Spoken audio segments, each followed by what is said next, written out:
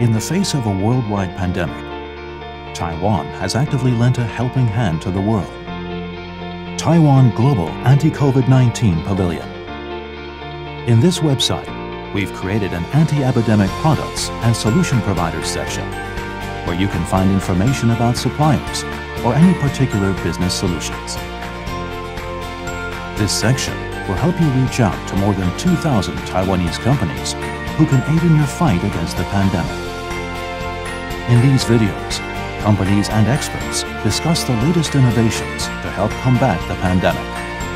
In this section, we've put at your disposal the contact information of 20 Taiwanese top medical institutions. We also inform you about the main strategies used in Taiwan to effectively control and stop the spread of the virus. So please be sure to bookmark and share this website.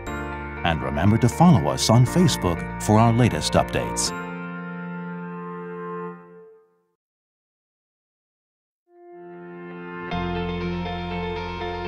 In the face of a worldwide pandemic, Taiwan has actively lent a helping hand to the world. Taiwan Global Anti-COVID-19 Pavilion. In this website, we've created an anti-epidemic products and solution providers section where you can find information about suppliers or any particular business solutions. This section will help you reach out to more than 2,000 Taiwanese companies who can aid in your fight against the pandemic. In these videos, companies and experts discuss the latest innovations to help combat the pandemic. In this section, we've put at your disposal the contact information of 20 Taiwanese top medical institutions. We also inform you about the main strategies used in Taiwan to effectively control and stop the spread of the virus. So please be sure to bookmark and share this website. And remember to follow us on Facebook for our latest updates.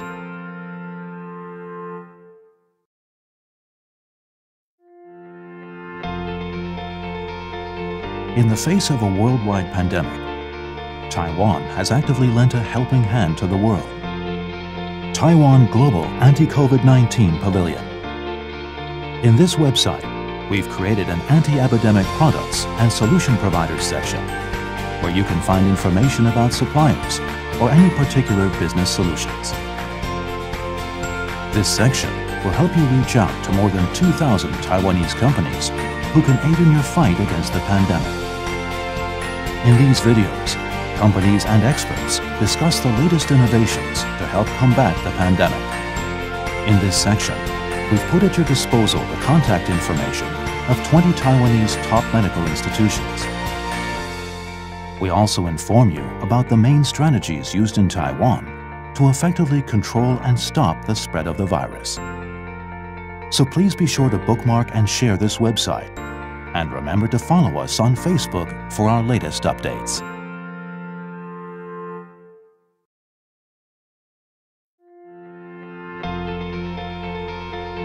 In the face of a worldwide pandemic, Taiwan has actively lent a helping hand to the world. Taiwan Global Anti-COVID-19 Pavilion. In this website, we've created an anti-epidemic products and solution providers section where you can find information about suppliers or any particular business solutions. This section will help you reach out to more than 2,000 Taiwanese companies who can aid in your fight against the pandemic. In these videos, companies and experts discuss the latest innovations to help combat the pandemic. In this section, we've put at your disposal the contact information of 20 Taiwanese top medical institutions. We also inform you about the main strategies used in Taiwan to effectively control and stop the spread of the virus. So please be sure to bookmark and share this website. And remember to follow us on Facebook for our latest updates.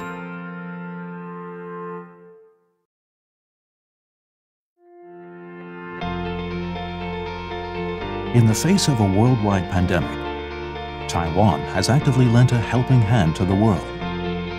Taiwan Global Anti-COVID-19 Pavilion. In this website, we've created an anti-epidemic products and solution providers section where you can find information about suppliers or any particular business solutions. This section will help you reach out to more than 2,000 Taiwanese companies who can aid in your fight against the pandemic. In these videos, companies and experts discuss the latest innovations to help combat the pandemic. In this section, we've put at your disposal the contact information of 20 Taiwanese top medical institutions. We also inform you about the main strategies used in Taiwan to effectively control and stop the spread of the virus. So please be sure to bookmark and share this website. And remember to follow us on Facebook for our latest updates.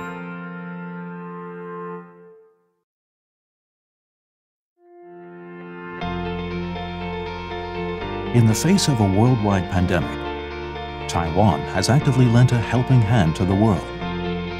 Taiwan Global Anti-COVID-19 Pavilion.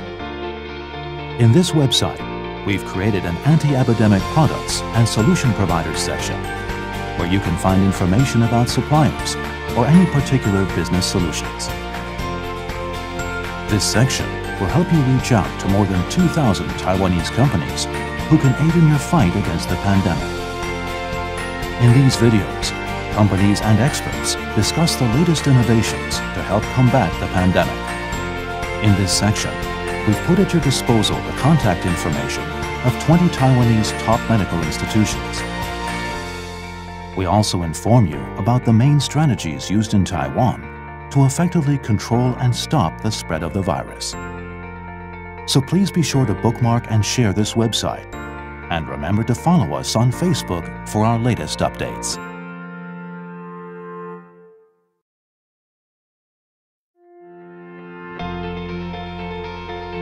In the face of a worldwide pandemic, Taiwan has actively lent a helping hand to the world. Taiwan Global Anti-COVID-19 Pavilion. In this website, we've created an anti-epidemic products and solution providers section where you can find information about suppliers or any particular business solutions. This section will help you reach out to more than 2,000 Taiwanese companies who can aid in your fight against the pandemic. In these videos, companies and experts discuss the latest innovations to help combat the pandemic. In this section, we've put at your disposal the contact information of 20 Taiwanese top medical institutions. We also inform you about the main strategies used in Taiwan to effectively control and stop the spread of the virus. So please be sure to bookmark and share this website. And remember to follow us on Facebook for our latest updates.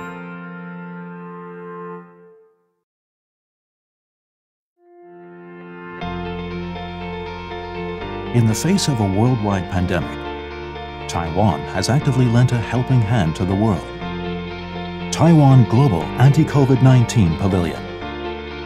In this website, we've created an anti-epidemic products and solution providers section where you can find information about suppliers or any particular business solutions. This section will help you reach out to more than 2,000 Taiwanese companies who can aid in your fight against the pandemic. In these videos, companies and experts discuss the latest innovations to help combat the pandemic. In this section, we've put at your disposal the contact information of 20 Taiwanese top medical institutions. We also inform you about the main strategies used in Taiwan to effectively control and stop the spread of the virus. So please be sure to bookmark and share this website. And remember to follow us on Facebook for our latest updates.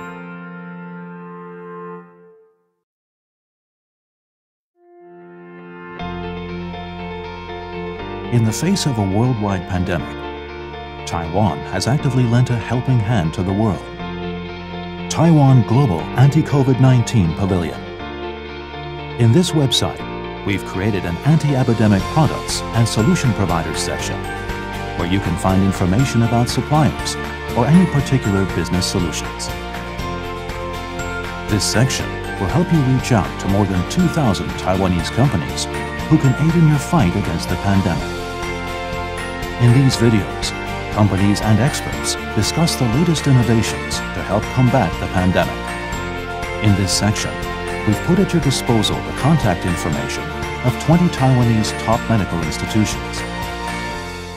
We also inform you about the main strategies used in Taiwan to effectively control and stop the spread of the virus.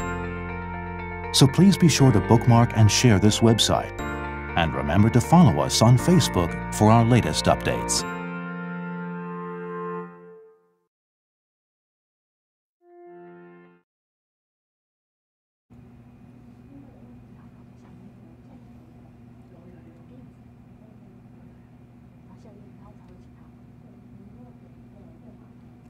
Good morning, Taiwan, and good afternoon, New Zealand. My name is Sharon, the MC of this event. Welcome to Taiwan New Zealand Women Entrepreneurs Forum, which is jointly organized by the Bureau of Foreign Trade, Ministry Economic Affairs, Taiwan External Trade Development Council, Chinese International Economic Cooperation Association, Taiwan and New Zealand Taiwan Business Council. The bilateral panel of the forum for today is Women Innovative Leadership During the Pandemic. We have invited business executives from Taiwan and New Zealand to share their leading experience under the epidemic storm, and we hope you will find the bilateral panel to be fruitful. At first, let's welcome Ms. Cynthia Jiang, Director General of Bureau of Foreign Trade, Ministry of Economic Affairs, Taiwan, to kick off this event. Good morning and good afternoon to our dear friends from New Zealand and Taiwan. I'm really happy to attend the Taiwan-New Zealand Women Entrepreneurs Forum. As the pandemic is still raging this year, we appreciate that both sides has put a lot of efforts to overcome all difficulties and make today's meeting possible. I want to say thank you to everyone. According to the latest report released by the World Bank, Taiwan scored 91 on improving women's economic opportunities and empowerment. Yet, New Zealand scored an even higher 97.5 for the best performance in Asia. Women are an integral part of the economic recovery. I would like to take this opportunity to share with you on what the Taiwan government has done to help women enterprises to cope with the impact of the pandemic. Domestically, we have provided to the women-dominated industries support such as education, retailing, caregiving, and beauty care. Moreover, because of the pandemic, digital transformation of SMEs has become more necessary and urgent. This year, we have allocated more resources to help with digital transformation. And on the international front, we've been working very hard in enhancing economic cooperation with our trading partners. Of course, that includes New Zealand. We would like to see that both sides deepen the potential of women to participate in international trade. Today's forum is a good example of providing more comprehensive aspects to women entrepreneurs and a good way of integrating the areas of innovation and digital trade. In sum, women's empowerment is one of the major focal points of our economies and requires constant dialogue and cooperation to create lasting progress. There's no limit to what we can achieve when we come together like we have today. During today's forum, our speakers will exchange views on women's innovative leadership.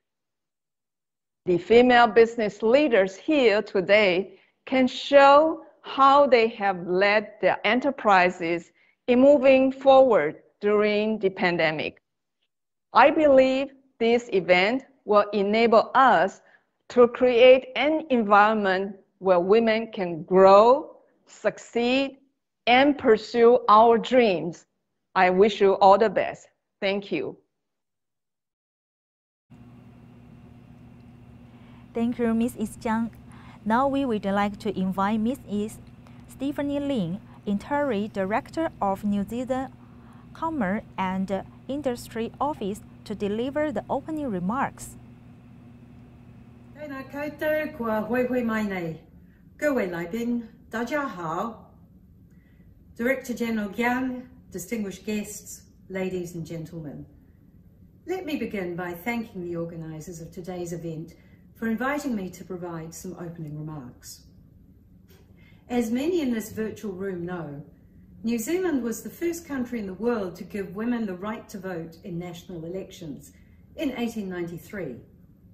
While our history did not begin there, it is a good starting point to emphasise the strength New Zealand women have demonstrated for years when it comes to battling for women's rights and gender equality.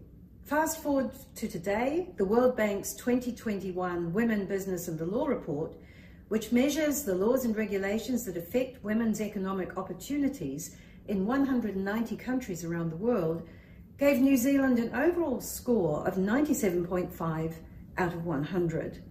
In fact, New Zealand received a score of 100 out of 100 in 7 of the 8 categories, including entrepreneurship. In the 2020 MasterCard Index of Women Entrepreneurs, which provides analysis on how women in business are progressing globally, New Zealand was placed 4th, behind Israel, the United States, and Switzerland. And Taiwan came in 12th, the report commenting on how well Taiwanese women were placed in terms of high access to financial products and services and supportive entrepreneurial frameworks. It's great to have such inspirational women entrepreneurs on the panel today. As they say, if you can't see it, you can't be it. And for this reason, diversity in business and diversity on public sector boards has been a priority for the New Zealand government. This year, it reached its target of 50% women on public sector boards and committees in July. We know diversity on boards gives better outcomes, just as diversity in business does the same. In this respect, it is exciting to see initiatives like the Teresa Gatting Chair of Women in Entrepreneurship. The chair will head up a centre at the University of Auckland Business School focused on fostering entrepreneurial women and equipping graduates with business skills. The past 18 months have been unprecedented. While we're still in the throes of the pandemic, we know that research is starting to show the disproportionate impact on women and girls. We've been somewhat lucky here in Taiwan and in New Zealand, as good leadership has shielded us from some of the turmoil that we've seen around the world. And as with any challenge, we've seen women rise to the occasion despite all odds. I look forward to hearing some of these stories. The next challenge will be to take forward our learnings from the pandemic and to apply them in how we operate in what will be a changed world when borders reopen. Taiwan and New Zealand may be at two ends of the Pacific Ocean, but we have much in common. We both rank highly in regards to ease of doing business. We have environments that are supportive of women's entrepreneurship. As fellow members of APEC, we both recently committed to creating an enabling environment to support women's entrepreneurship and women-led MSMEs. And we have our ANZTEC agreement, which gives both sides almost 100% tariff-free access to each other's markets. Today, I look forward to hearing from the panel about how Taiwanese and New Zealand women entrepreneurs have demonstrated innovative leadership during the pandemic. And I hope that this conversation sparks interest from both sides in areas for cooperation. 祝你们这次活动顺利成功，谢谢大家。Norera, tēnā koutou, tēnā koutou, tēnā koutou katoa.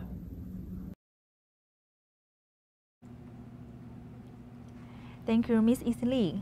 Before moving to the bilateral panel, It is our pleasure to introduce our panelists, who will give us their briefing respectively. Firstly, we would like to invite Dr. Susan Wang, President of AFTA Technology Company Limited from Taiwan, to share her strategy of leading a company. Good morning, ladies and gentlemen. My name is Susan Wang. On behalf of AFTA Technology, welcome my sister from Taiwan and New Zealand Women Online Forum. Since 1974 until year 2007, people used to call me Princess Plastic. Why? Because my family is doing the plastic machinery business. Until the year 2008, the economic crisis, in globally economic crisis, we were facing the huge challenge, and the family gave it to me 3 solutions. Number 1, lay off 30% all our staff. Number 2, reducing 30% all the staff salary. Number 3, create a new business. Of course, during that period, I selected number 3. So I chose to create new company called AFTA Technology. What's the meaning of AFTA Technology? AFTA Technology is the meaning between Africa and Taiwan emergency market. We become the bridge of Africa and Taiwan. So life become woman empowered. All the staff will start with the woman. At the time, I was thinking about where to go. India. I went to India to utilize our machinery business. We switch, become the turnkey solution with the integrate with more machinery manufacturing, become the total solution. Luckily, we obtained the Tata Group as the leading company of auto industry called Nano Project. What is Nano? Nano is the globally smallest and the most economic car industry. Each car costs only $2,000. With the successful cooperation, and we make again the copy to Africa. Where is Africa? We start from Egypt, and successful we enter the General Motors car manufacturing to create again turnkey solution. So we are happy, but unfortunately, life always challenge. During we were happy with our successful to enter the General Motors. Again, the challenge came to our mind. The Egypt facing the revelation. We call Jasmine revelation. All the industry shut down. So we create another new business called multi-purpose motor tricycle, branding for men. So after our tricycle successful to enter Asian market, to successful working in Asia. Multi-function with a multi-demand. Then year 2016 is another lighthouse. I have a certain opportunity to meet the Nobel Peace Prize reward, Professor Yunus. From the Professor Yunus, his concept, he tells us the new economic in the globally should be 3-0. What's the meaning of 3-0? Number 1 is zero poverty. Number 2, zero unemployment. Number 3, zero carbon emission. With a certain innovation idea, I create electric tricycle instead of gasoline tricycle. So life become colorful. So life become colorful. We are enjoying our successful with our developing with the global innovation reward. And we came to my mind, each crisis with their value. So how can we generate our value from our crisis? That's important, number one. Especially in year 2020, globally COVID-19 is another huge challenge. All the factories shut down, all the traveling shut down. How can we switch? Yes, we can switch to creating the niche from our turning point. So with this kind of switch, how can we do? We need to do the innovation. To do the innovation business model. With our new business model, the most important, we should sharing our economic profit to all the attendants, including our shareholder, including our staff, including our customer. The most important, social response is most important to taking care of our social life. That's how we came to the poor man with a poor man firefighting, with a poor man ambulance, with a poor man garbage, with a poor man dining, with a poor man disinfection, to taking care of our society. Here you will have our global service center, either from Germany or from Europe, and Africa, and Asia, India, or Taiwan. And of course, the most important, the new business model we should create by the woman. What's the meaning of woman in power? We do care. We do care the woman, we do care the elders, we do care the kids, we do care the social response. So our global cooperation, we're searching what will be the domestic demand, and with how can we create the simulation in cloud business. So this is our manufacturing in different countries. We set up the different model, and the most important, to go green together with AFTA.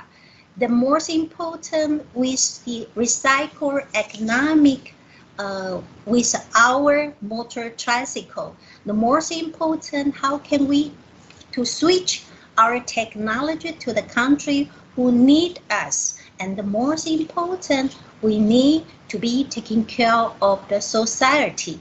So that's us, hand by hand, to create our bright future together. Thank you for your listening. Thank you. Thank you, Dr. Wang. Next, we are also pleased to have Mrs. Sofia Lian, President of Life Energy Biotech Group from Taiwan, with us. Good morning to everyone in Taiwan, and good afternoon to everyone in New Zealand. I'm Sofia Lian, President of Life Energy Biotech Corporation. It's tremendous honor and pleasure to be able to be here to share about our strategies during the pandemic. I'm actually a so-called serial entrepreneur. 21 years ago, I left IBM Canada to come back to Taiwan to have my first startup in healthcare e-commerce. And after that, 3 more companies of entrepreneurial attempts. Finally, in 2008, Life Energy Biotech was born. And just last year, I set up another company. It's doing the next generation PPE in responding to worldwide demand in pandemic preparedness. I'm also a woman business coach. After making Life Energy Biotech the 50 leading companies for women in APAC, I later on took on the role of Woman Entrepreneur Ambassador and enjoy assisting many women entrepreneurs in Taiwan. I also meditate every day, faced with nowadays uncertainties. I think it's really important to make sure you can center yourself and make the right business decisions. Last year, when Japan has its initial outbreak, during that time, due to serious shortage of protective gowns, Life Energy Biotech quickly responded by donating 10,000 pieces of raincoats to first-time physicians and nurses of Kanagawa Ken Hospital Association. These raincoats were directly delivered to 12 different hospitals where the severely ill patients of COVID-19 were being treated. Later on, Congressman Matsumoto Sensei addressed in his newsletter by saying, "Thank you, Taiwan," 多谢台湾, as you can see on this slide. Honestly, we really didn't do much. That we were only happy to be able to be of any help at such a difficult time. Concerning Japan's pandemic situation, a lot of people were using cloth masks at that time. Last December, I wrote an article looking at Japan's current situation of COVID-19 pandemic from male-blown non-woven fabrics, a strategic material for national health and safety, which was published on a mainstream newspaper addressing the very importance of the middle layer of a surgical mask. Male-blown non-woven fabrics has a very important effect. It's called the electrostatic filter effect. The electrostatic filter effect is the very reason why male-blown non-woven fabrics are able to catch tiny objects of 0.12 micrometer, such as the COVID-19 virus particles. My intention was to bring awareness to Japanese people that 3-layer masks are necessary, and the middle layer of non-woven, male-blown non-woven fabrics are crucial in blocking the COVID-19 viruses. And next week, we have this opportunity to be able to have our first remote exhibition in Japan, attending 2020 Medical Japan Expo, especially in Infection Prevention Expo. And Medical Japan, having this opportunity, we also want to take this chance to thank Japan for being the first country to donate Taiwan vaccines. And with almost 4 million of doses up to date, up to now, have arrived Taiwan. As you can see on the left-hand side, this is the poster with "Thank you, Japan" message will be on the wall of our booth. In the middle, also with Taiwan Presidential Palace picture and with the message of "Thank you, Japan." It's the product sample pack, and this picture will be on the other side. This will be distributed to our Japanese guests on site. Hopefully, Japanese guests will be able to receive our tremendous gratitude. Talking about these strategies, I wouldn't call them innovative myself, but simple. I believe the simpler, the better, because simplicity can be easier to communicate and execute. So first of all, try new things. Try things you've never done before and have fun with it. And for example, next week we'll be able to have our first remote exhibition in Japan, and our team is really excited about it and looking forward to it, because they also know they are trying many things they've never done before, and I'm sure we'll learn a lot of wonderful things.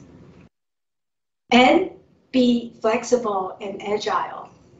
For example, when Taiwan had the second outbreak this May, we quickly provided online trainings and webinars to our physicians and pharmacist clients to provide the online training for them to still be able to understand our products.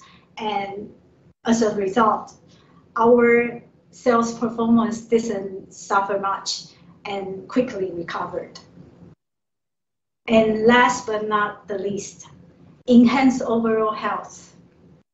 If the pandemic has taught us one thing and one thing only, I think we all know it's about our health. Being healthy is number one. Without health, we have nothing. Therefore, eat right and exercise, and not only by caring the physical health, we need to also pay attention to our mental health. As I mentioned earlier, I use daily meditation to center myself and to be able to enhance my mental health, and encourage everybody to find ways to do that. I think that's all I would like to share for now, and later on I'm sure we can have more discussions on the strategies during pandemic. Thank you for your time and attention.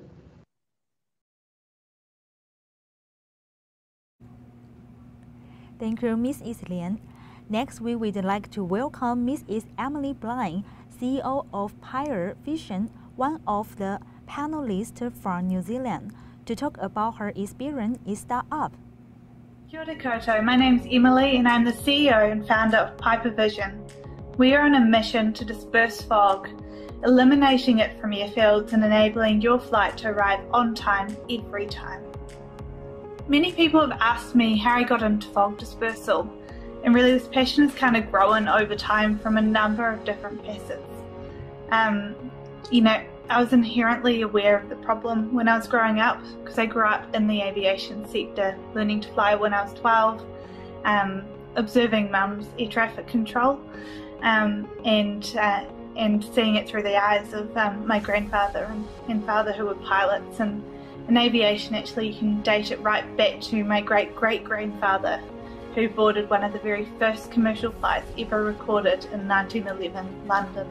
Going through high school, I was also really obsessed with weather formations and just understanding, how people could control the weather, and a lot of that research came out of Asia, which is one of the reasons I'm excited to be on this call today.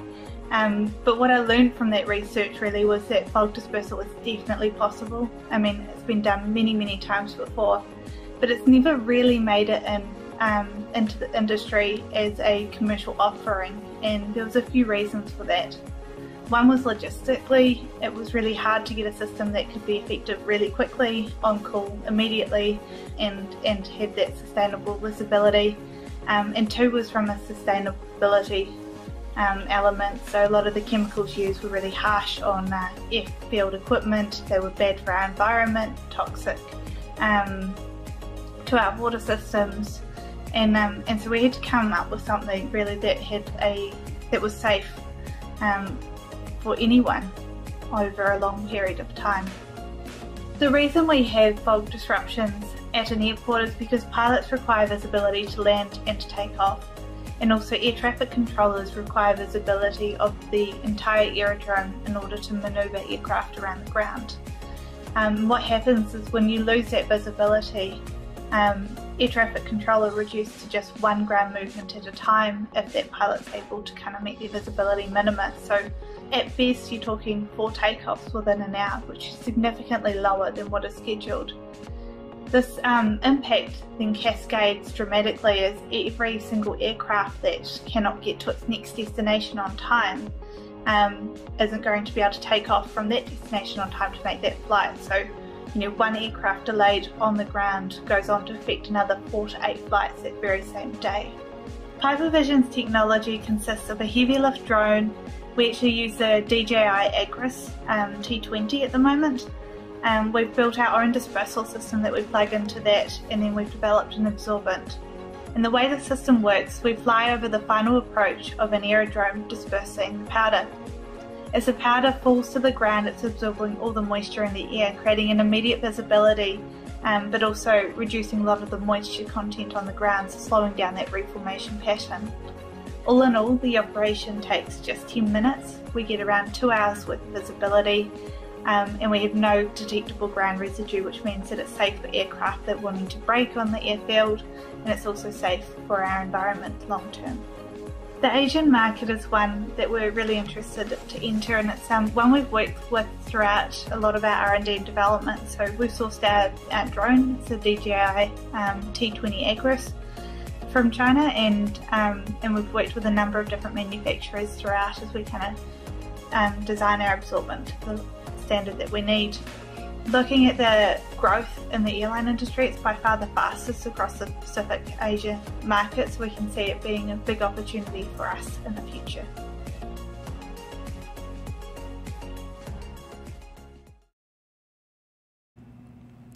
Thank you, Mrs. Bryan. Next, Mrs. Lian Lee, CEO and co-founder of Chatrise Limited, another business leader from New Zealand, will share her entrepreneurship of establishing a company. Hi everyone, my name is Lane and I'm the CEO and co-founder of Chatrise. I'm originally from the United States, but I lived and worked in China for 10 years before moving to New Zealand.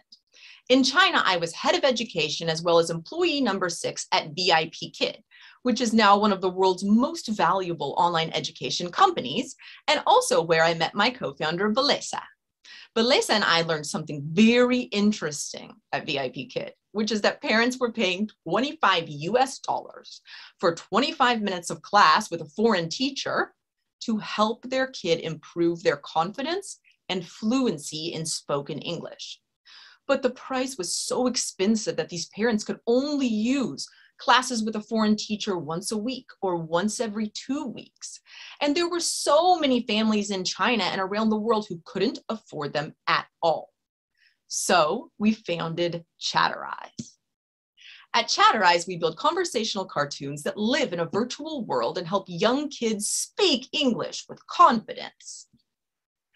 The truth is that kids learn English for decades, and parents spend tons and tons of money on weekly lessons at offline training centers, English apps that just teach more vocabulary words, English movies, reading English books. But these kids still grow up completely and totally terrified to speak out, because the truth is they have no one to talk to. These big classes have too many kids to have any real spoken English practice. They're once a week, which means that everything is forgotten. And not only that, most English as a second language learners learn English in their home country and have nobody to talk to, no opportunity to speak out in daily life. Until now. Welcome to Chatrise's app, Speakia. In Speakia, we provide kids with 80% more spoken English practice than leading English language learning apps. We use cutting-edge voice technology to transport kids to a virtual world where they can have conversations with cartoon characters and practice practical, everyday English for real life, anytime, anywhere. There are 2 ways to play Speakia. Kids can systematically learn to speak English by practicing pronunciation, learning new modern vocabulary words, putting these words into sentence structures, and using these sentences to form nonlinear, branching, choose-your-own-adventure style conversations. Kids can also explore Speakia and pick what they want to talk about. For the very first time, these kids can practice speaking English unlimited English speaking practice in an English world from the comfort of home. Speakia is for students age 4 to 14 just starting out on their English language journey and is aligned to the global Common European Framework of Reference standards. Not only that, Speakia is also available for schools. We can customize content to fit a school's existing curriculum, offer a variety of levels of pronunciation support, give academic reporting to teachers, parents, and students, and even white label Speakia, changing the environment and characters to fit a school's brand. Speakia's retention is 3 times higher than leading English language learning apps, and our students learn for an average of 3 hours per month. Parents love us because they hear their kids speaking more English than they have in months or years, and kids love us because they call us a game. Thank you so much for listening. Please pick up your phone, go to your App Store or Google Play today, and download Speakia Kids English Fun. Thank you, Ms. Isi Lee.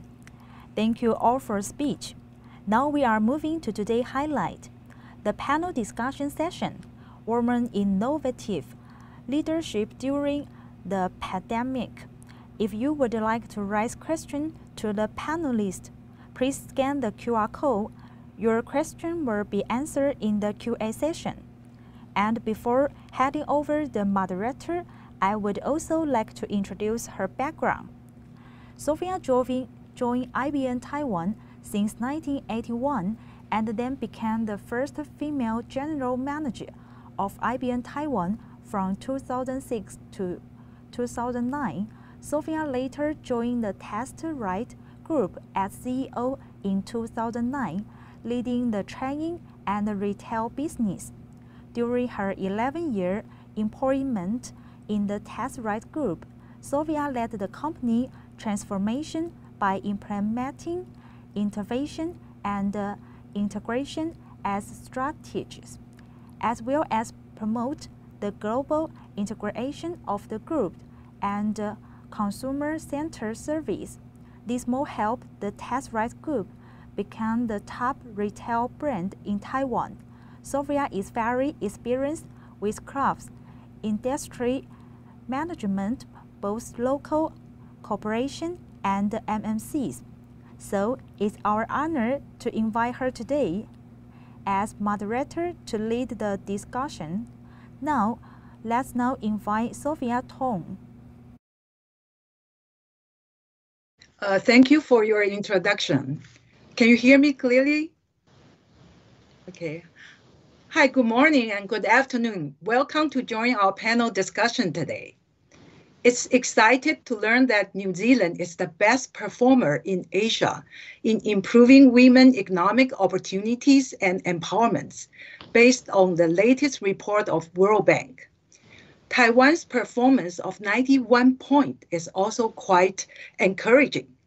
However, according to the World Bank again, female-owned business were 5.8% more likely to have closed their businesses than male-owned businesses.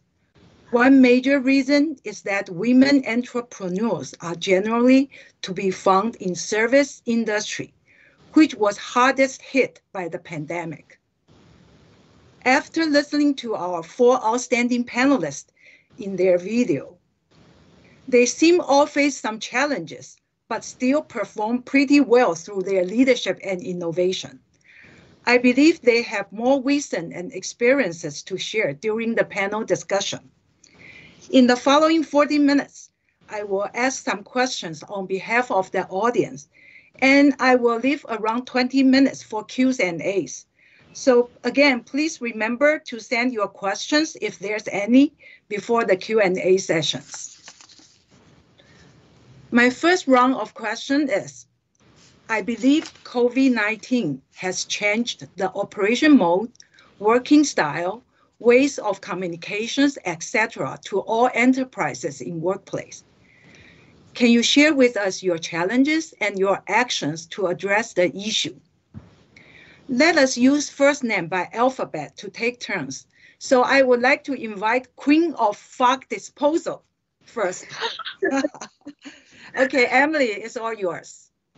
Thanks, Sophia. So COVID certainly threw us some really good challenges throughout the pandemic, and I want to start first by just talking to some of our staff members and the impact it's had on them. So when it first hit, we had a team of team of staff over in Australia at the time running Fog Dispersal trials, and we didn't get a lot of notice to get home. And, you know, being the first pandemic we've gone through, we didn't really understand how much of an impact it was really going to have. And so there was 2 of us who ended up staying in Australia, and actually because of the lockdown and the borders between Australia and New Zealand, we ended up with our staff member stuck there for 11 months. So that was 11 months that she was away from her family and her friends.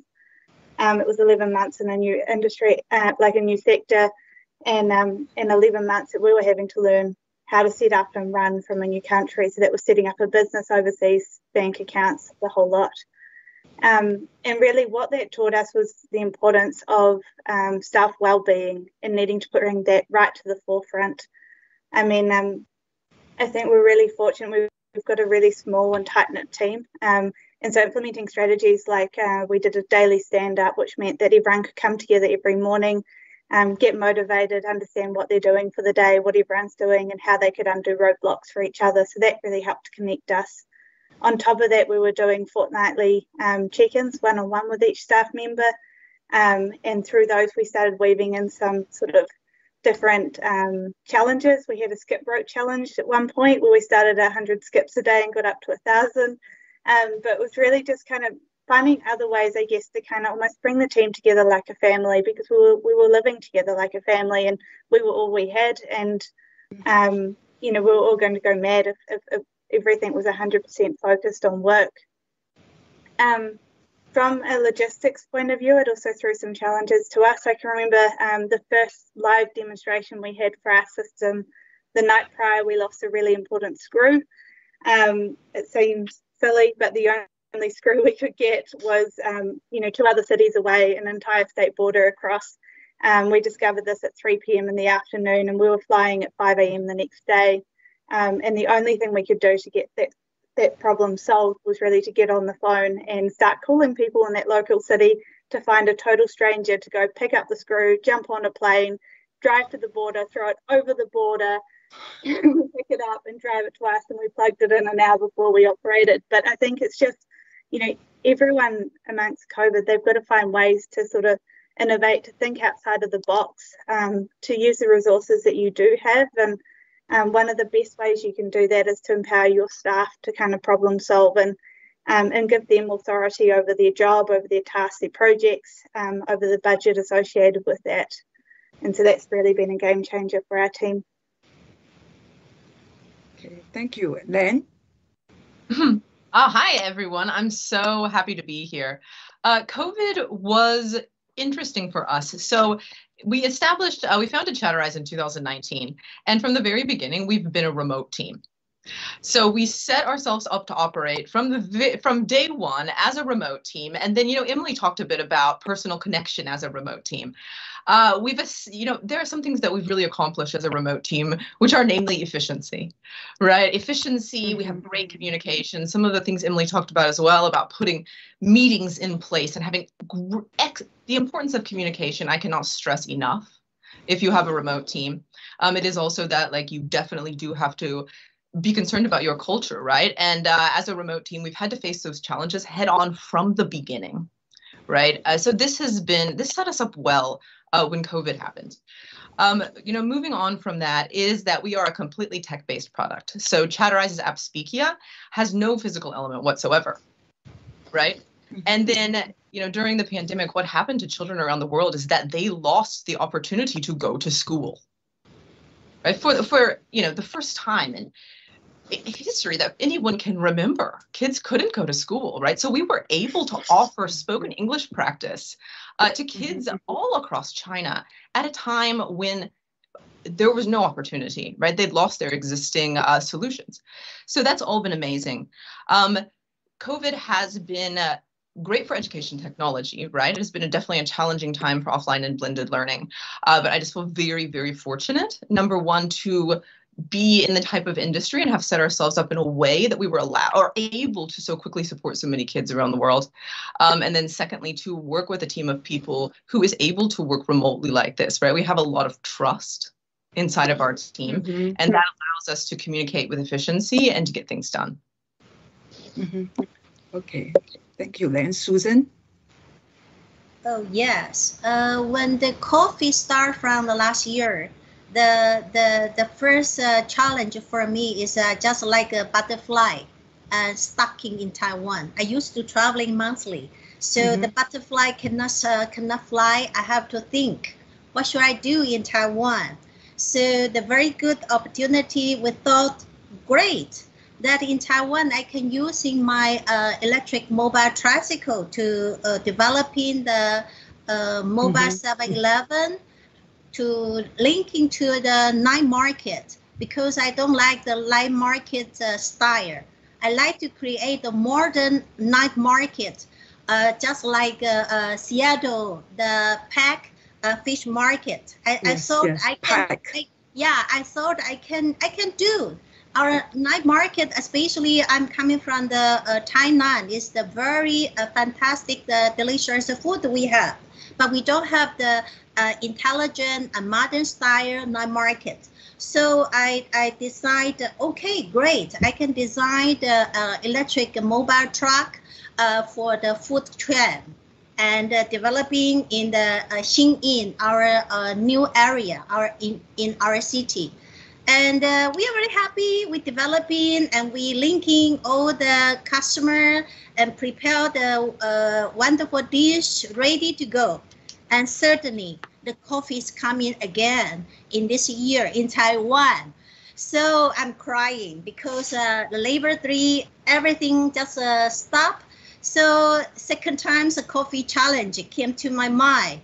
So what can I do? Those lunch tricycle, food tricycle are not able to go to the night market and sleeping in my factory. How can I do? Then I thought, I saw that is a very challenge for all the people just spray the disinfection.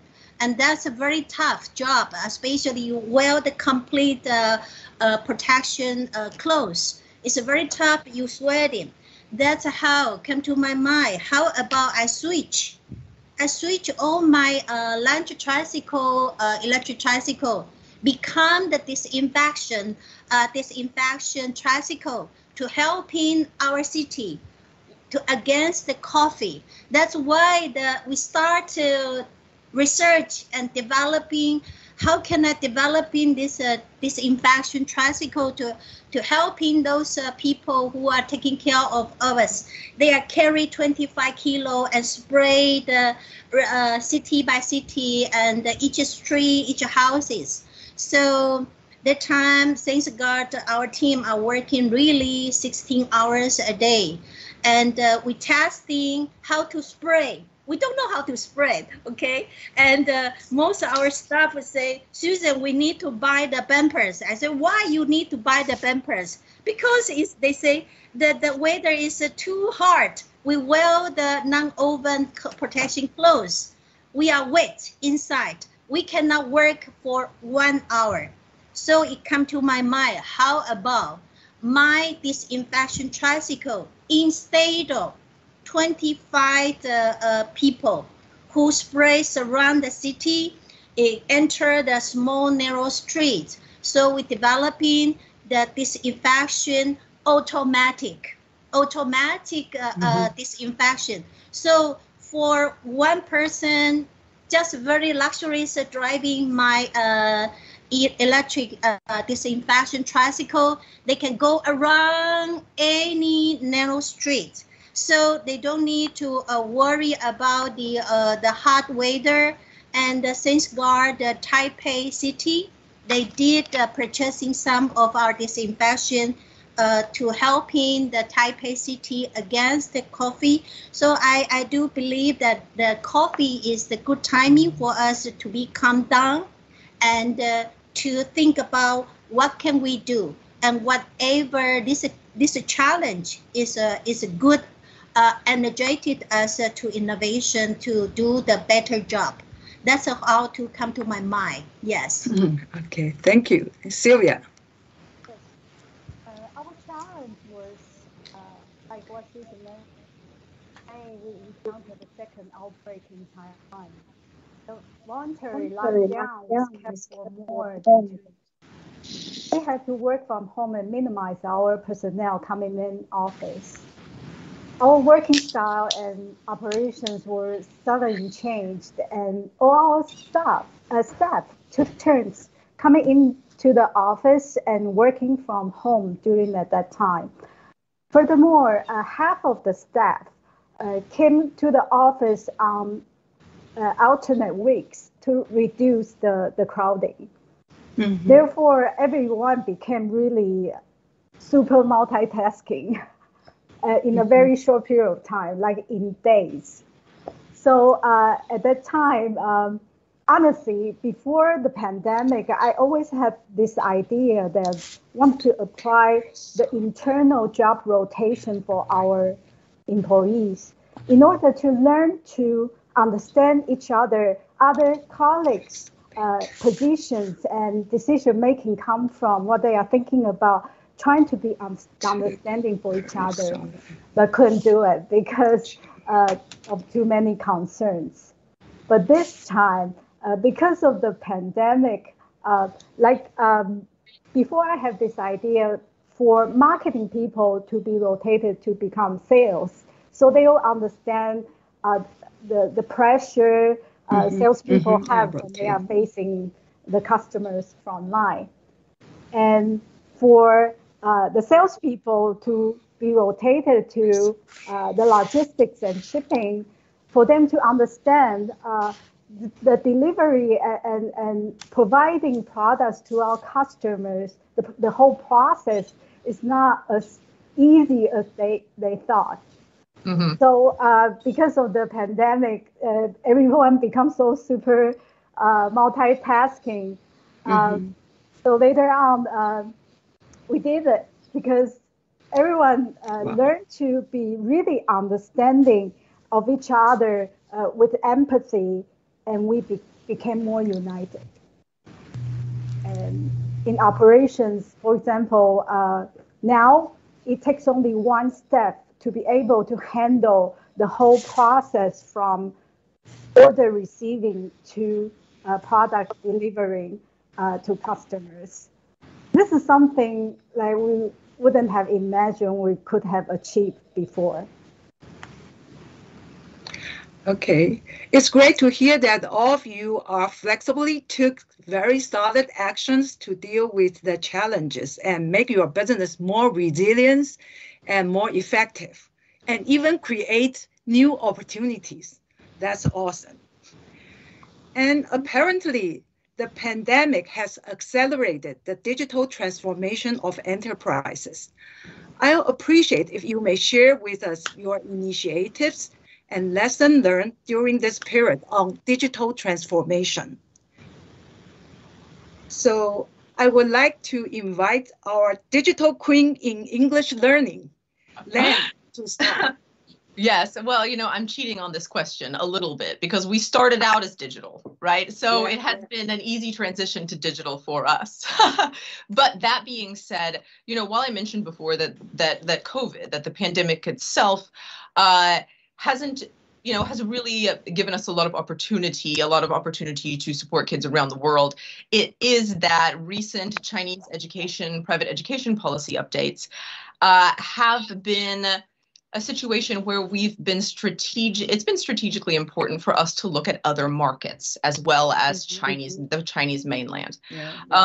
And so when I think about digital, right, and we are digital, I now think in terms of flexibly digital, right? There is digital, and then there is the ability to turn on a dime and pivot, right? To change your direction, to change your market.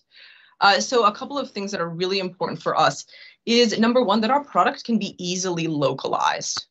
It is very important that our product is easily localized as we approach more markets than our initial market, right? Number one. Number two, it's very important that our problem is a global problem and not just a problem that is unique to our initial market, right? Which is, granted, China, that's a big market, right? But also, there are a lot of kids across the world who need to speak English because English equals economic competitiveness, right? This is very true.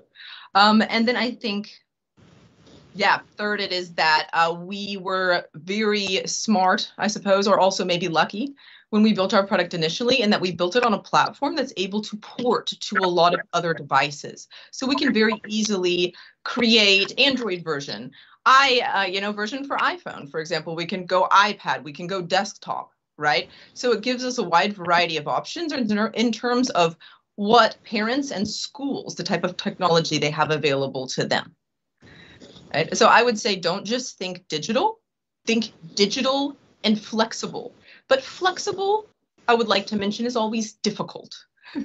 That's always a difficult thing to achieve from a technology perspective. Yeah. So when you lay your foundation for your digital transformation, really think clearly and carefully about some of the foundational pieces you're laying. What are you building on, right? What kind of box are you building yourself into 2 or 3 years down the road? And you may, at times, accept the fact that you're incurring technical debt, right? You're going to say to your CTO or your tech lead, I know it shouldn't be built that way, right? I know that later we'll have to rebuild that. But right now, the priority is speed. Sometimes that is true. Yeah. And then also allowing the technical lead to give you their opinion, right? Me as a non-technical founder of a very technical company, this is very important. Yeah, welcome to get into Taiwan's market. Our kids here did that. Speakia, kids English learning. Download today. And Susan? Yes. In fact, before the COVID-19, I'm used to code the computer idiot. Okay, all the time I'm using my mobile phone. I use less laptop, but when the COVID-19, I feel that the most important issue is one advantage. We're saving $1 million of traveling costs. That's we think about the benefit, good.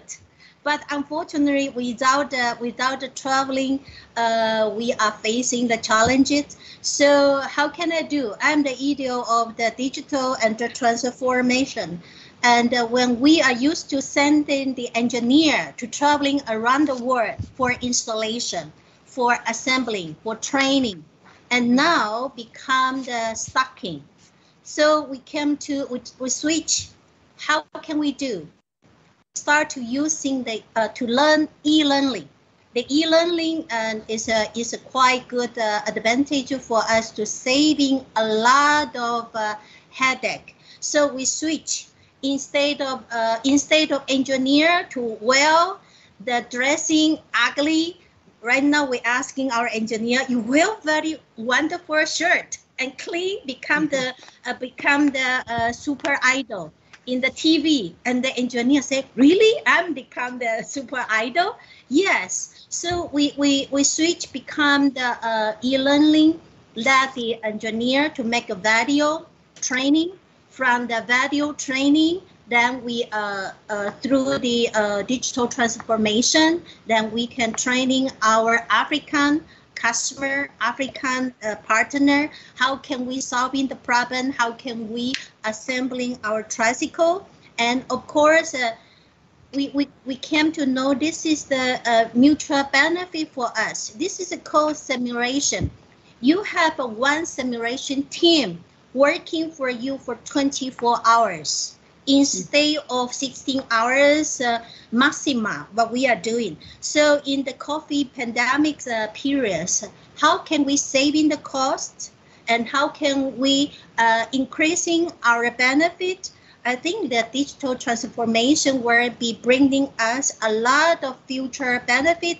Of course, if we are the black hand mechanical factory owner, we need to learn more. And the most important, we must investment on the IT equipment and to have a better innovation and speedy efficiency to adopt the coming futures, speedy digital timing. This is how we feel, yes. So we can call you a technical expert now. Okay. I'm black hand. Okay, Sylvia. Yes, the answer is yes. Due to the pandemic, our digital transformation was definitely accelerated. For instance, when Taiwan, like I said earlier, encountered the second outbreak this May, and we were voluntarily locked down everywhere, our sales team was not able to visit our physicians and pharmacists clients face-to-face as before, not to mention holding regular professional seminars and trainings for our clients. So our initiative is we quickly develop online product training and webinars and roll them out within 2 weeks. And turned out, as a result, our sales performance didn't suffer much and we quickly recovered. And what we learned from this is when necessary, our team can reach our full potential and be really fast, flexible, and agile. Mm-hmm. So that's a very important learning. And moreover, we had our ERP system for almost 2 years, but due to the pandemic, the implementation of our ERP and also CRM systems was speeded up. And later, that's why this helps us we'll be able to have a much better business intelligence system to make our decisions count. And another example, like I mentioned earlier, is we used to attend, I think Susan is also the same, attend a lot of physical exhibitions, right? And the initiative is next week will be in the 2021 Medical Japan Expo remotely. So we'll do everything online thanks to modern technology. So I'm sure we'll learn a lot from this new experience. Thank you. Thank you. Emily. Yes, I think the biggest digital transformation I've seen, certainly within the aerospace sector, is, the need for remote support has gone up significantly with COVID. So we've seen in Australia now they've got food deliveries going through. In Africa, they've got medical deliveries via drones. And I guess this constant development within this aerospace sector has meant that the regulator has really had to keep up pace. And that's been a challenge, with limited resources, limited personnel.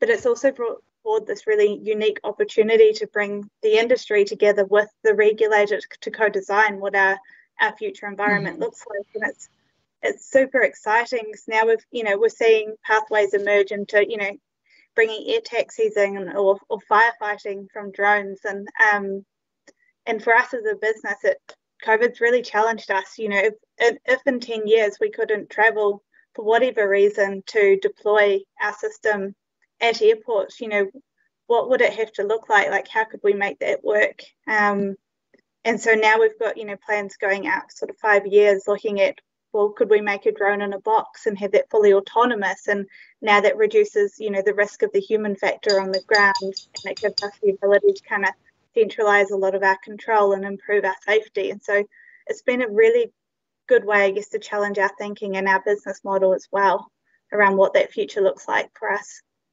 Mm-hmm. Well, thank you all. I admire all of your courage to transform your company to adapt to the new era, new norm. The third question is, in addition to the challenges of internal operation, the pace of global trade has also been disrupted, especially in global supply chain arena. Can you cite one of your innovation example in dealing with customers' demand or global supply chain management issue? So may I invite our Queen of Africa to start. Hi, Susan. Yes, thanks, Gart. Recently, we have the good opportunity. So we know in the pandemic, the global consumption world, the attitude is changing. From the big becomes more, from the mobile become the fixed. So what we have one good approach is in West Africa.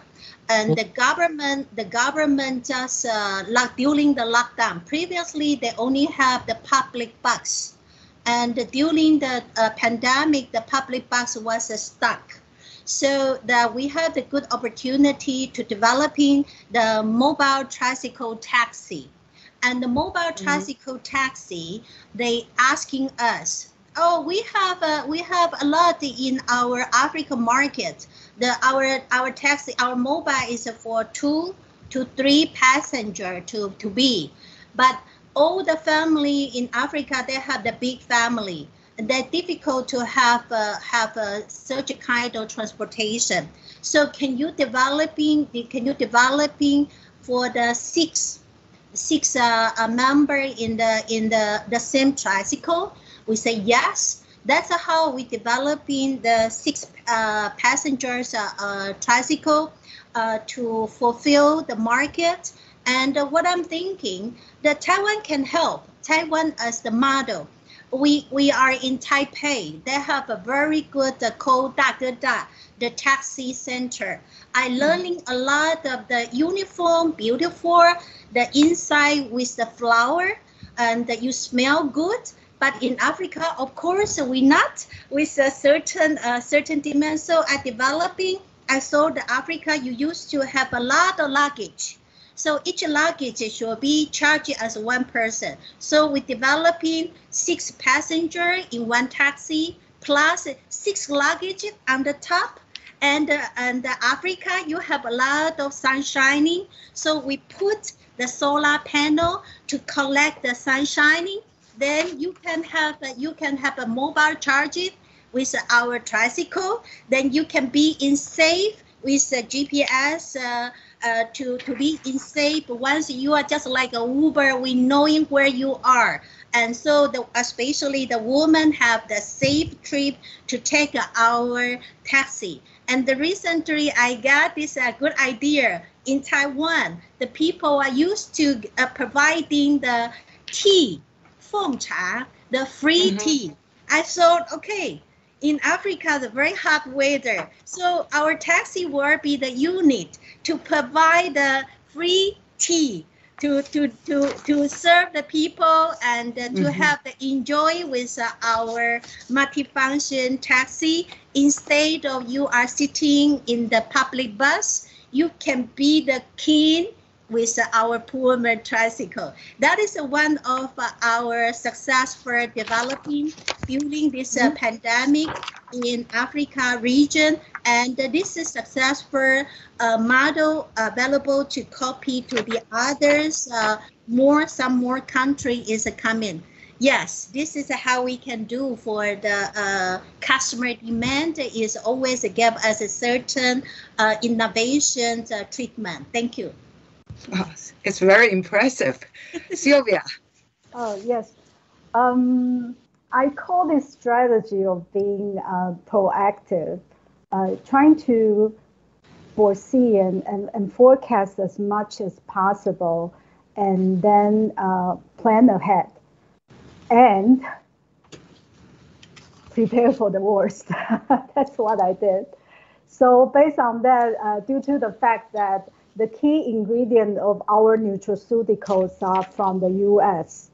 So there, even before the pandemic got really, really serious in the U.S. Last March, we had started stockpiling this key ingredient 2 months before, which is last January.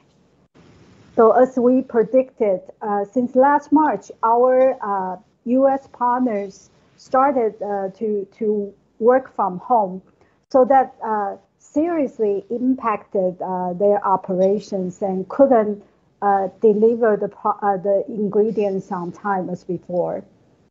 At that time, not only shipping time was doubled, even tripled. I think everyone knows what I'm talking about. It's a nightmare.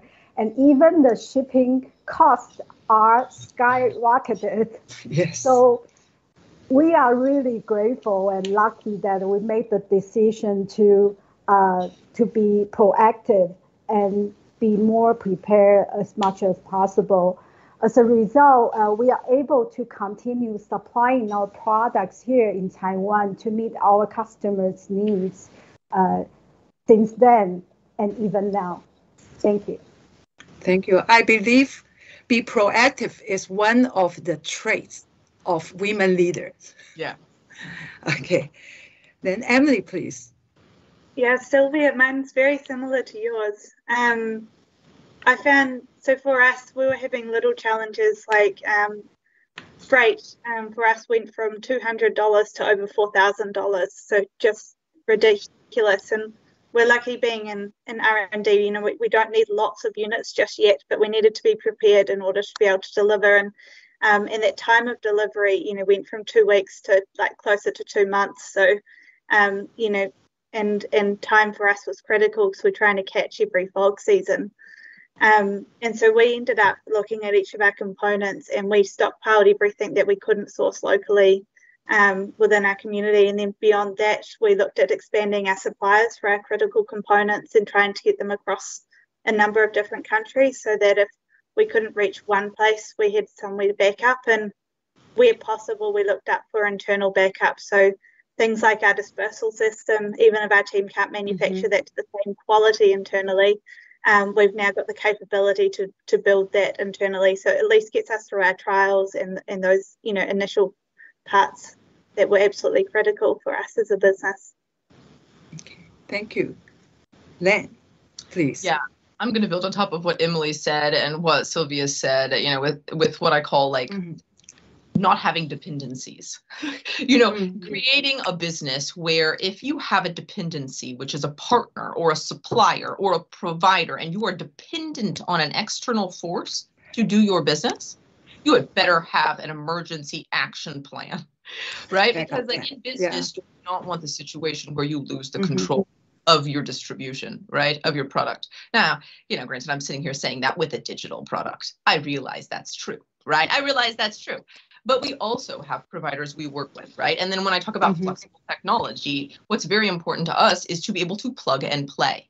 If one of our partners goes down overnight, right? If that company goes bankrupt, they go down, they have a privacy breach. It needs to take us no time at all to be back up and running, right? And that is, I think, a requirement to our team because and I also think it has to do a lot with the attitude that you have going into this thing.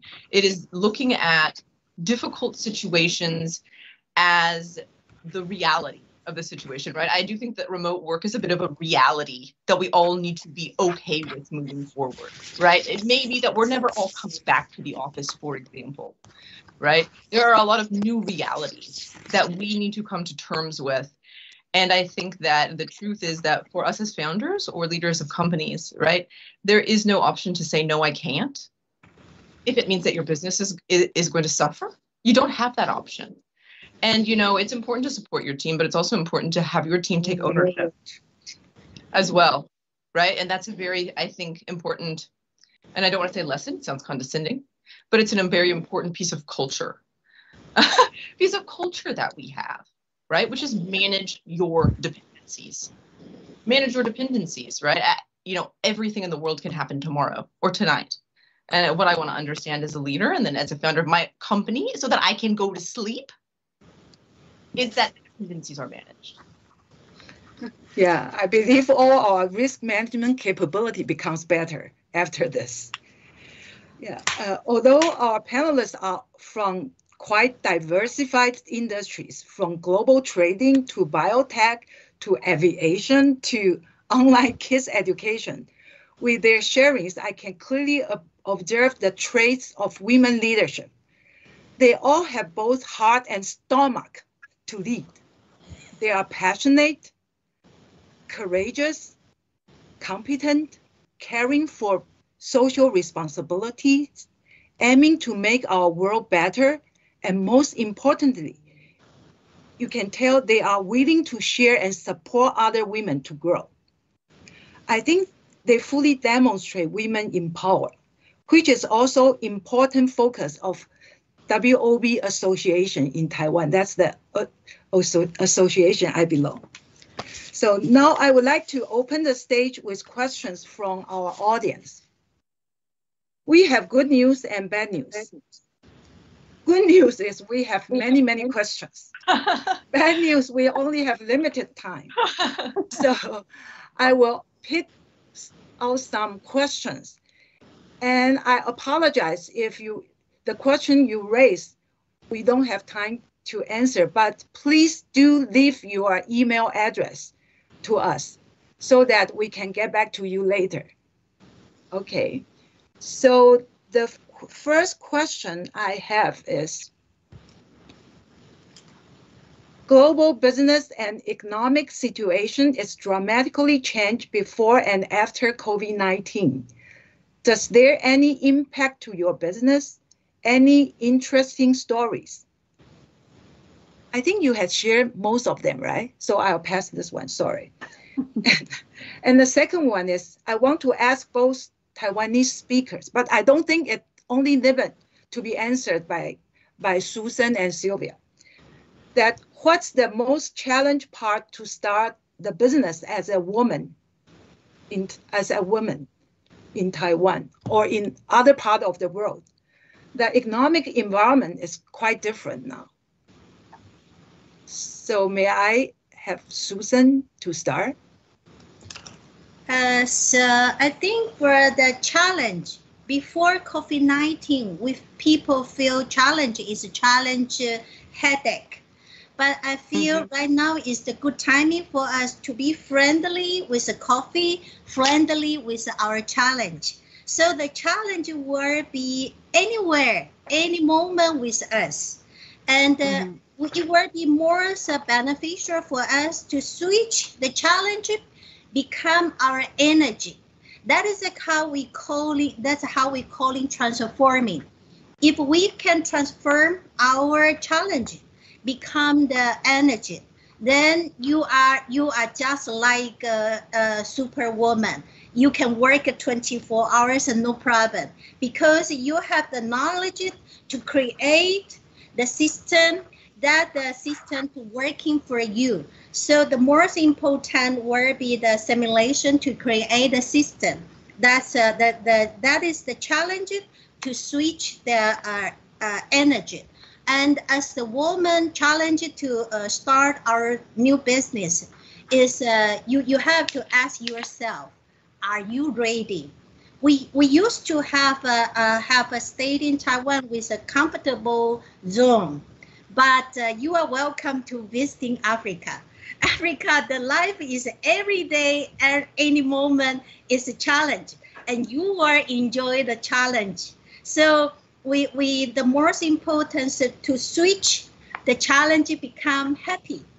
That's more important. The sun always rising in any days. So we start with a smiling day, then you will cover your challenge in any moment. You have a great point to transform the challenge into energy. I remember when I heard Sylvia's video, she has a secret weapon. That is meditation to manage her stress and anxiety every day. Do you like to share? Oh, yeah, sure. But before I address my daily meditation, I would like to also share from, I can only share from my own experience that as a woman entrepreneur, I think the supporting system, I'm talking about the people around me, families, family members and friends, and the supporting system is really crucial, because I don't believe that I can achieve everything by myself. I need a team. I need a supporting system. So along the way, because Life Energy Biotech up to now, I think it's our 14th year this year. So along the way, there are many people helping me, helping us. That's why we can get here. So I want to take this opportunity also to thank these people who have helped us along the way. And as for my meditation, also, I think in Taiwan, as a woman entrepreneur, we have a very good supporting system from the Taiwan government. Under Ministry of Economic Affairs, that's this SME division, where Feiyan project, we have this Feiyan project, meaning the woman entrepreneur project. So starting from funding up to like all the sisters, we communicate, we share, and we support each other. I think that's also a very important supporting system. And capital is really key, I have to be honest, especially during the pandemic. I think for every company, the cash position is key, right? So in Taiwan, Taiwan has this funding and also project 青年创业贷款, meaning for young entrepreneurs, not limited to women only, fund apply, which is also very helpful. For my first 1 million loan, it's actually from $1 million loan is actually from 青年创业贷款. As for my daily meditation, there's only one thing I want to say, because my master is Master Miao Chan, and who taught me the way to meditate. So every day, it's like I have this cleansing process. You know, at the end of the day, I meditate, and it's like all the garbage being cleaned up, and I feel brand new. That's my experience. Okay, great. Thank you. Yeah, and Len and Emily, do you have any to add on?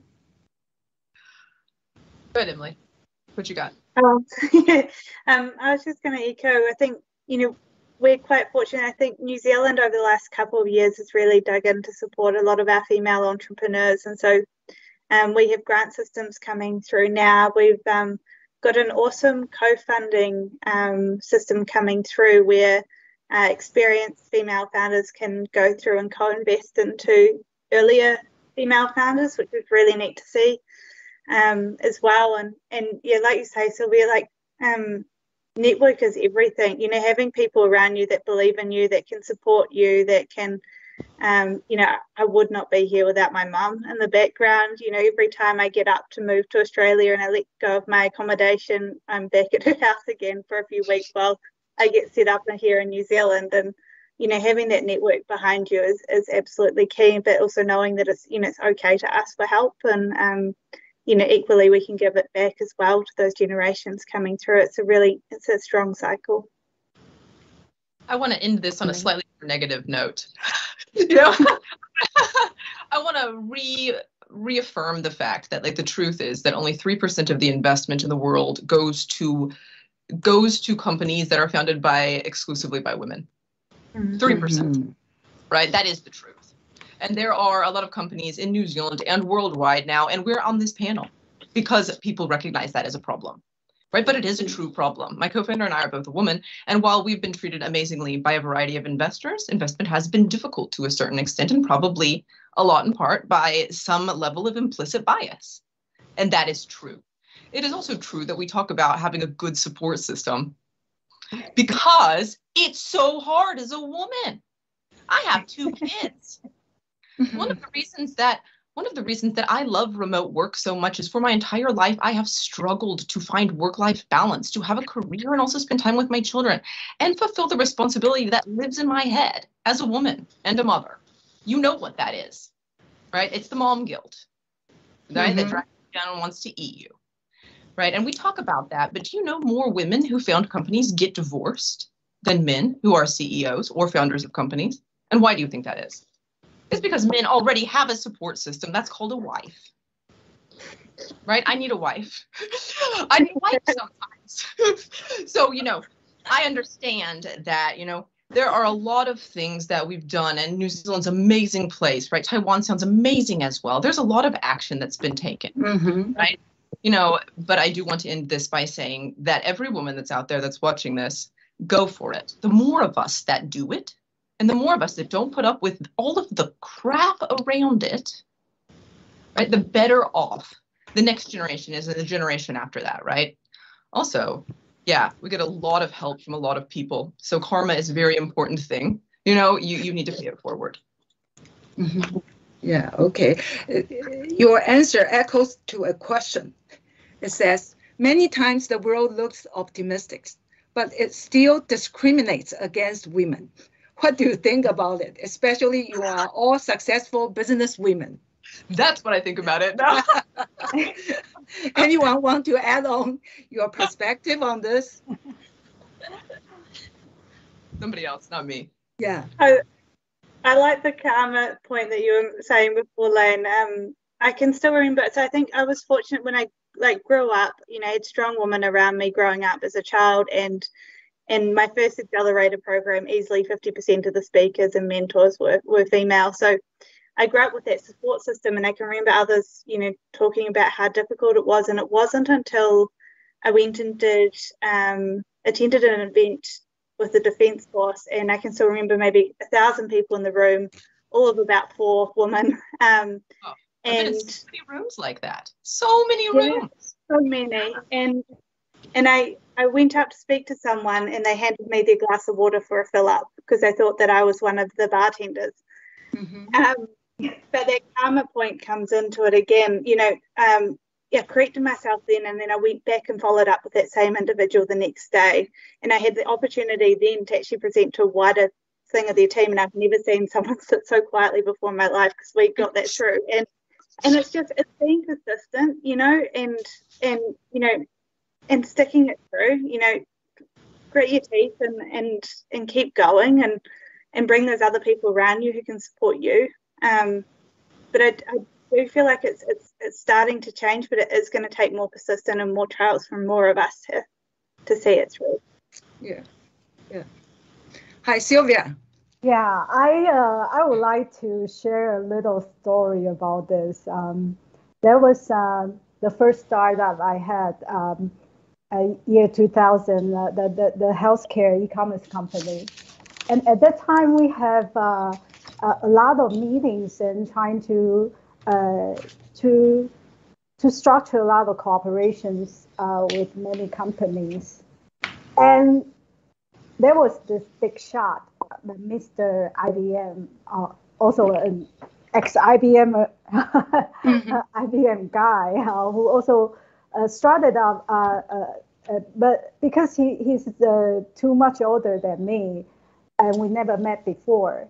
So when he came in to visit us in our meeting room, I happened to pass by the door, but he asked me in to help him to set up his PowerPoint on the projector because he thinks I'm some secretary role. Not to be condescending to any secretary here. That's not what I mean. But one really good thing I got from this, and just like what Susan said, that the attitude is to turn all the negativity into positivity. Right? So while I was setting up the projector, I heard his team, all of them talking about their strategies, how they're gonna negotiate with us. So I heard it all. And I had the time to plan ahead before I walk in to negotiate with them. So that's something I think, even though that discrimination going on is everywhere, sisters, we can always turn them around. That's what I believe. Thank you. Mm-hmm. And Susan, do you have comments on this? That was a story. We have the African talk. You know, the lion is a king in the jungle. Okay, but do you know when the lion settled down the target, how many % they are successful to catch the animal? The answer is a 25%. What's the meaning? Even they are the king in the safari, they still mix 75%. The meaning when we are women, the very difficult, we are facing the challenges in our business that we may facing 75 times. So if you already facing 75 times, then that is the time for you to be successful. Don't be upset, just keep going and keep your hope.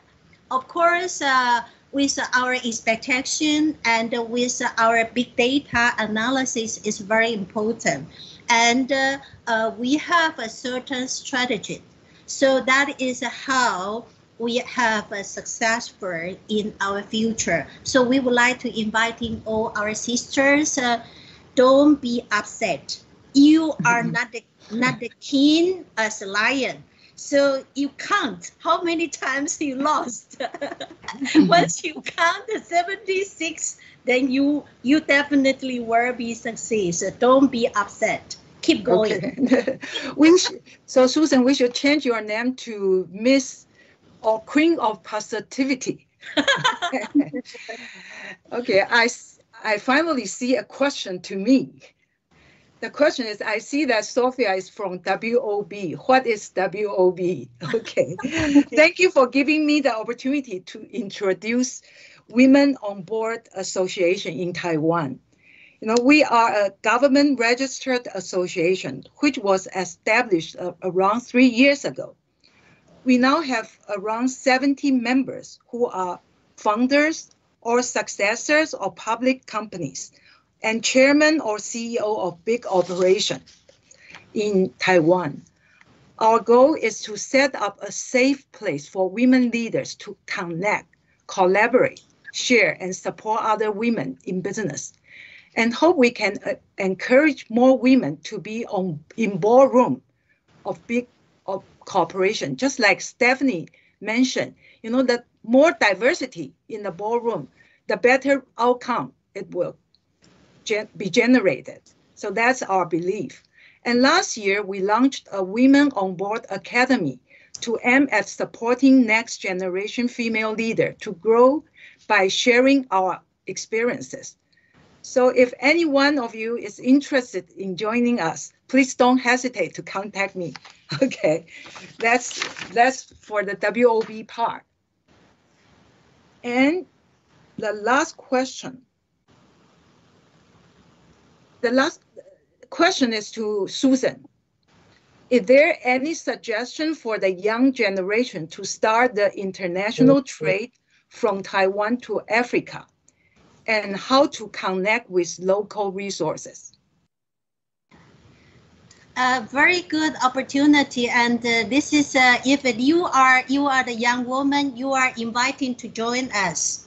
Okay, I'm traveling next week, so just for Africa is a splendid of opportunity. Believe me. Okay, well, we are successful in Taiwan. We are strongly recommend our young generation, especially our girls. You can learning some from the university, of course, but the most important you seeing is believing. You must go and test and knowing what will be the situation. Africa, not just like you have seen in CNN, no, it's a different situation what you have seen. So it will be good. There are several organizations in Taiwan.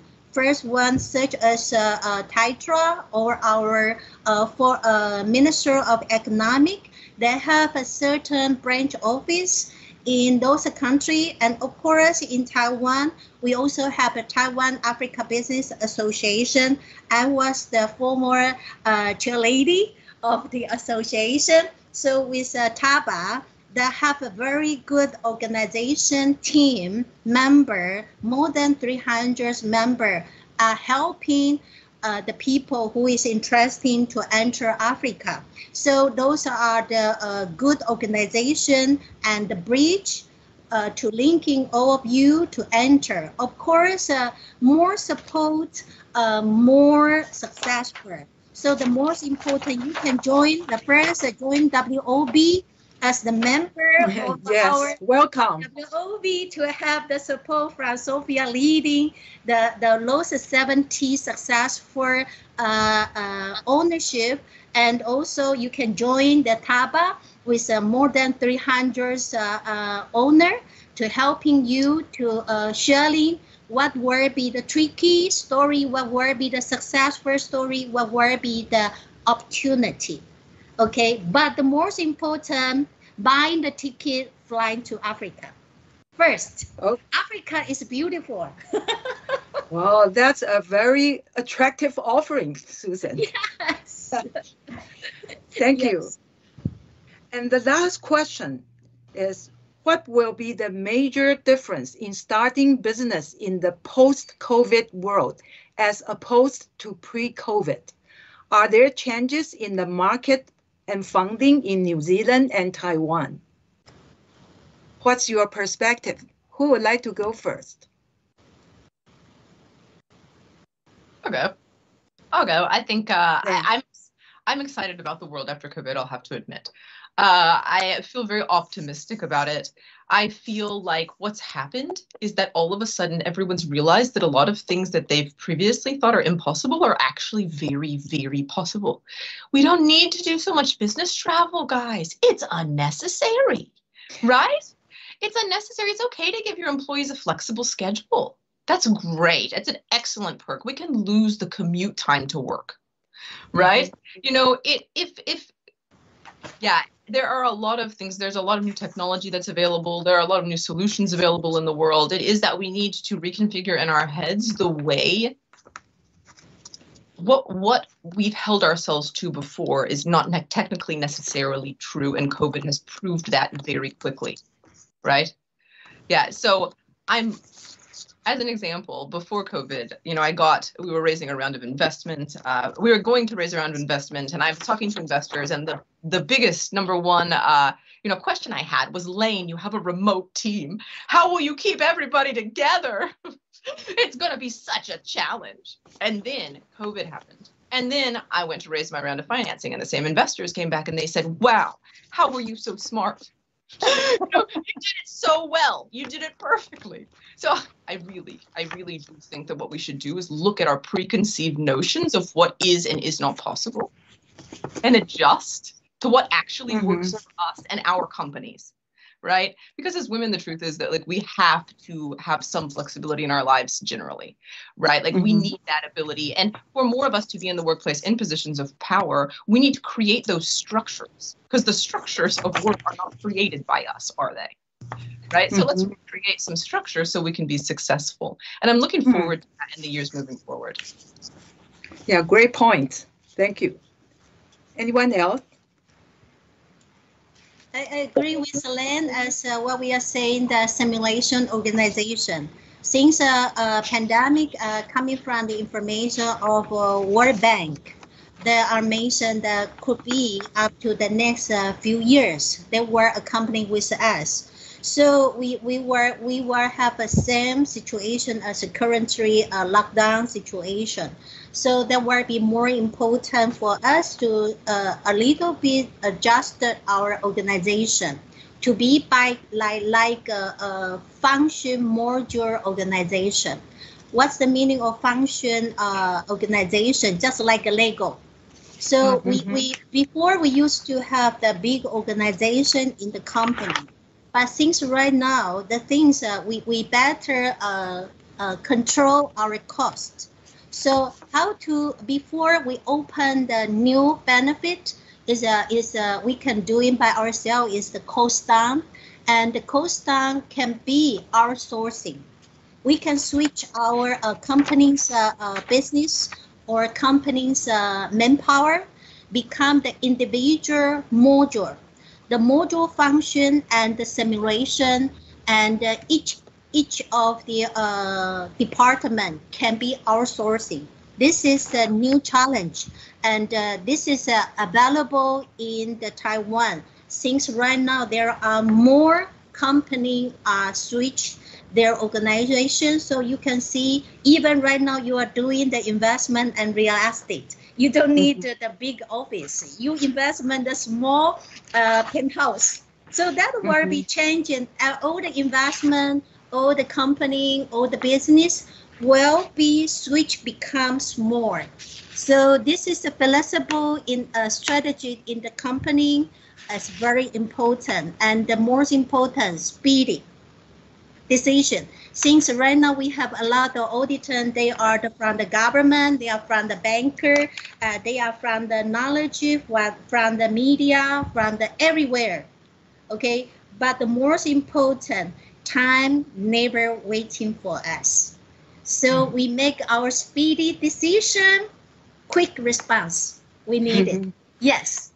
Yeah, Susan made a great point to transform your organization to be a linear operation so that we can survive well. Okay. Yes. Sylvia.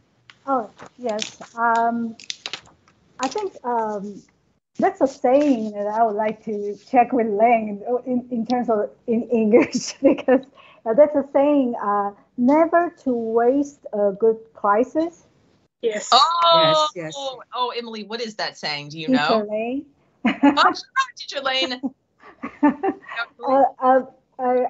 I probably saw it from the movie about I forgot. Sorry.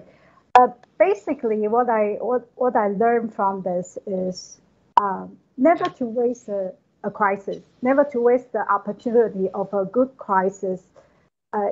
My interpretation is also trying to turn all the negativities into positivity, and because pre-COVID and post-COVID, there's no going back to pre-COVID, right? So we Never. can only, we are not going back anymore. There's no way. So we can only work the best with what we have. So I believe, just like what Lane and Susan and mentioned earlier, a lot of business costs are down because like traveling expenses and office expenses, office rent, and all that. So we can take this, turn it into the disadvantage into advantage, I think, because there's no going back. Thank you. Yeah, in Chinese, there's a saying, right? 危机就是转机, crisis is opportunity. Crisis Yeah. is, Yes. And Emily, want to comment?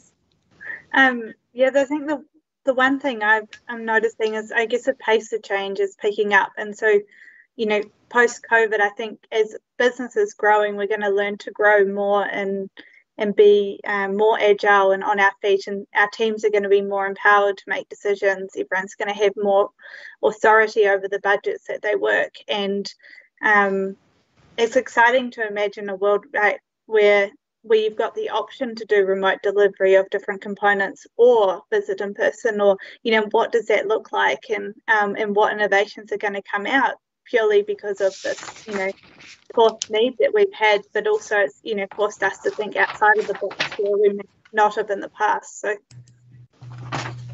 transformation of companies and our operational structures are going to be hugely different. Yeah, okay.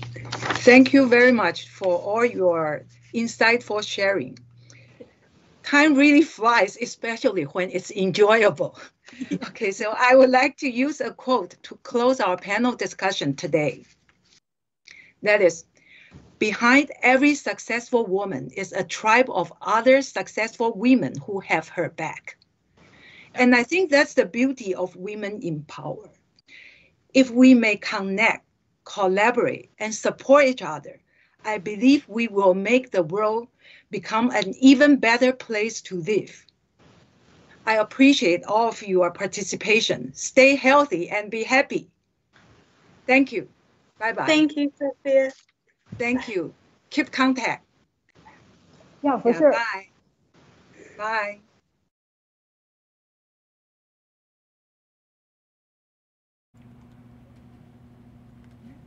Thank you, moderator and all speakers. And thank you for watching. Now please scan the QR code or click YouTube survey form or leave your feedback.